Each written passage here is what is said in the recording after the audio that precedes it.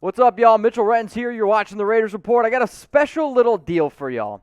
If we can get to 1,000 likes on this video, I will make another Raiders mock draft. So the video coming up here is just going to be one pick. If you want an entire 7-round mock draft around the Las Vegas Raiders, I want you to go ahead and like the video.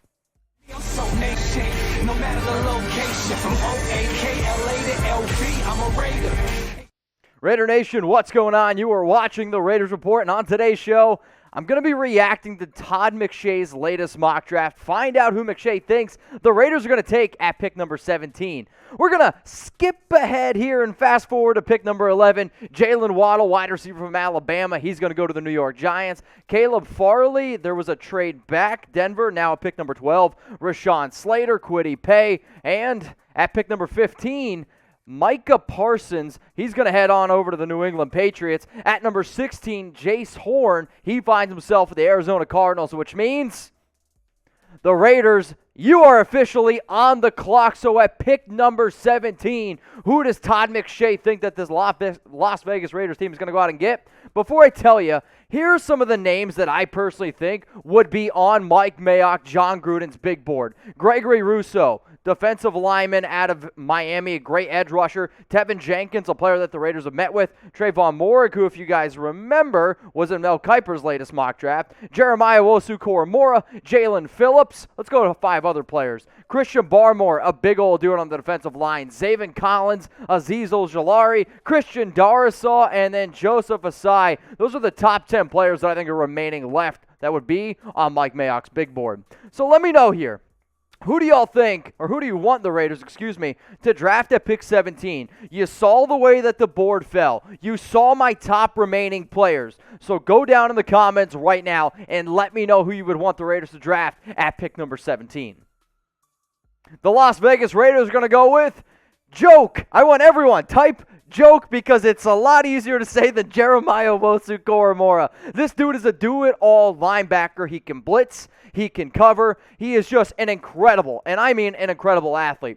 Winner of the Dick Butkus Award, which is college football's best outside linebacker. At 6'2", 216 pounds, he can go side to side. He can do a lot of things, which is very important in a Gus Bradley scheme. In 2020, 62 tackles, 11 tackles for a loss, 1.5 sacks, an interception, 3 pass breakups. I'm telling you what, this dude is dynamic.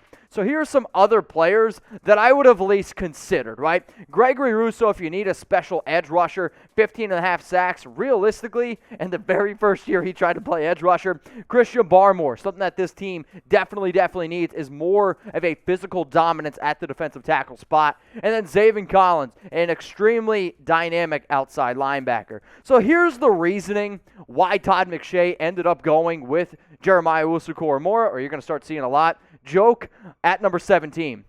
The Raiders' defense allowed 389.1 yards per game last season, the 8th most in the NFL. They managed all of 21 sacks and were gutted for 4.6 yards per carry.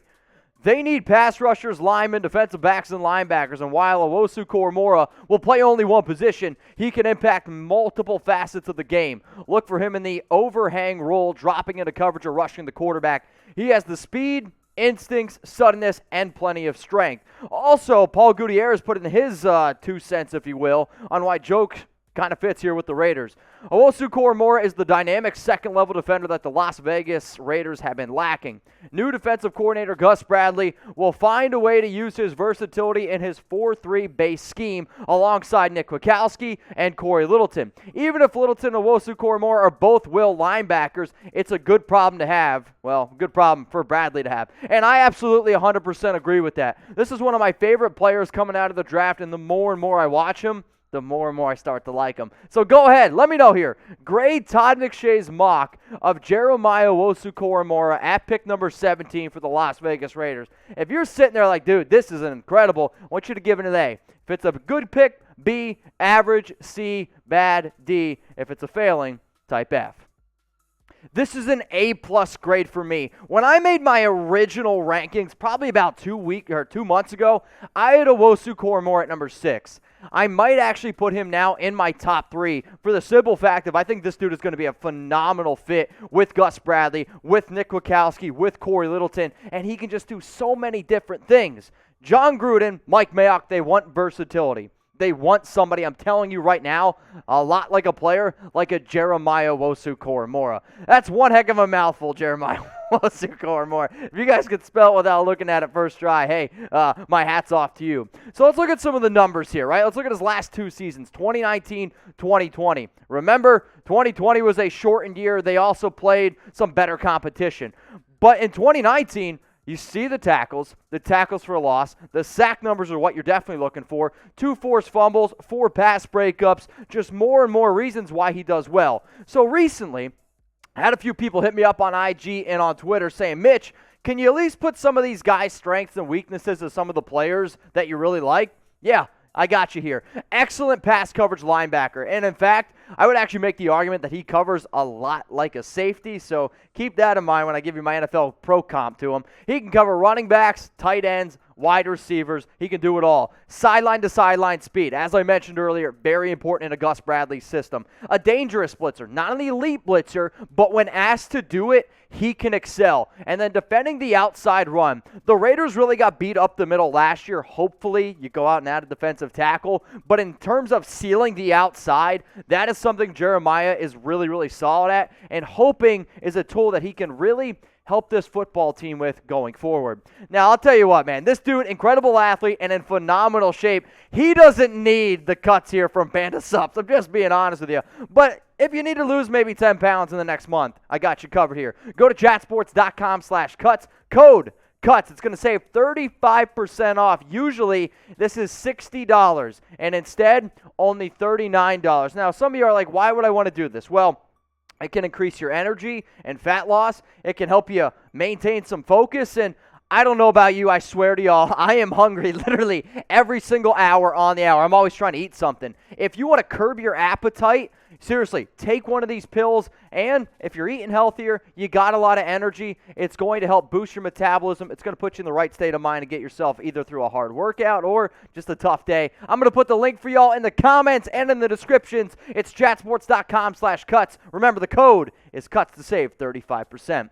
All right, let's look at some weaknesses here. He is a little bit undersized in terms of what you're looking for in a conventional linebacker. 6'2", 216 pounds. He's good at shedding blocks in college. However, with the lack of size, I do worry a little bit how he's going to be able to handle some pro offensive linemen. Tackling big backs, if he's got to tackle a guy like Derrick Henry, most people do struggle, but in terms of like tackling some of these larger running backs that you see, like maybe even like a Leonard Fournette, could be an issue. Covering big and strong tight ends. You can cover big and strong tight ends in college football, but how do you go up against a guy like Travis Kelce? How would you do going up against a guy like George Kittle? That's something I'm thinking about. Luckily, he gets a good test with Darren Waller, and he isn't a middle linebacker, but here's the thing, y'all. I don't really think that's a weakness, at least not on the Raiders. I just tried to find 5 weaknesses, and the fact that it was hard to do that just goes to show how much I like this player. So what do you think here? What is a good NFL comparison for Joke? And I get asked this question a lot. I know it's on the internet as well, so if you're typing into Google, you're typing in a certain place, what's a good NFL comparison for Jeremiah Owusu-Koramoah? I'm going to tell you right quick after this nice little YouTube ad break. So some of you are going to sit here and be like, Mitch, but Derwin James is a safety. You're 100% right. Do I think that Owusu-Koramoah can cover like Derwin James? No, I don't think so. But in terms of overall athletic ability, in terms of overall skill set, size, speed, what they can do, I actually really like the Derwin James comparison. Another comparison that I like is actually Jamal Adams. When I went through and I looked at all these linebackers in the NFL, I was like, I can't find a good one. But the ones that I liked were Derwin James and Jamal Adams. If the Raiders use Joke the way that the Chargers use Derwin James and the way that the Seattle Seahawks use Jamal Adams, like, you're going to like what you got a lot. So what I did here is this. If the Raiders go out and make this draft pick at number 17, this is what I think the depth chart could look like. You could switch Littleton and Owusu-Koramoah from weak side to strong side. They're both weak side linebackers.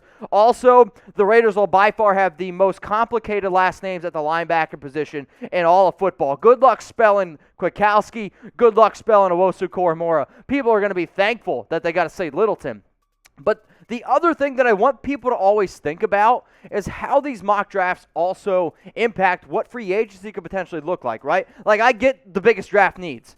If I had a screen that could fit even more, I would try to do it. There's a lot of holes on this football team, which isn't, I'm not going to say it's a bad thing, but it's also a lot of areas of improvement. So in Mel Kiper's latest mock, they had him going with the safety. And this one, you're going edge/outside linebacker. But the fact that he can do multiple things, in a way, it fills a lot more multiple holes, which is why he's starting to work his way up, not just on my big board, but a lot of NFL draft experts' big boards. So with this pick, I also think this. It means the Raiders didn't go big on free agency. It means they didn't spend big, especially at the linebacking position. Lavonte David is probably one of the greatest linebackers I've actually ever seen, but I don't think he has any chance. In terms of what linebackers have a realistic chance of going to the Raiders, think of Matt Milano, think of J.M. Brown, and think of K.J. Wright. But if you go out and draft Jeremiah Owusu-Koramoah at pick number 17, it means that you didn't go out and get any of those guys, which, hindsight 20, like, it's okay, right? Because you still come away with a good player. The other thing that I want you guys to think about is this. If you make this move, I don't know if that means you're bringing back Nicholas Morrow. So there was a report on Friday that the Raiders and Morrow were trying to work out a deal.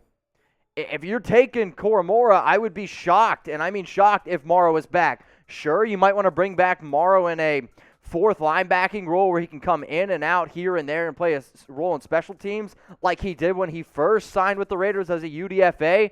But coming off a year with 78 tackles, 3 sacks, probably his best year, a top 30 linebacker, actually, according to Pro Football Focus, that's not something I would do if I was Morrow. So what do y'all think here? Should the Raiders re-sign Nicholas Morrow? I want you to go down in the comment section, type Y for yes, or I want you to scroll on down and type N for no. I would like them to go out and get Morrow, but if you could tell me, would I rather have Owusu-Koramoah or Morrow, I am going to take Owusu-Koramoah. If you made it this far in the video, just know that I appreciate you. Hit me up on IG at Mitchell Renz 365 if you have any more Raiders questions, or if you just absolutely disagreed with the video, or if you absolutely loved it, the DMs, they're open for a reason.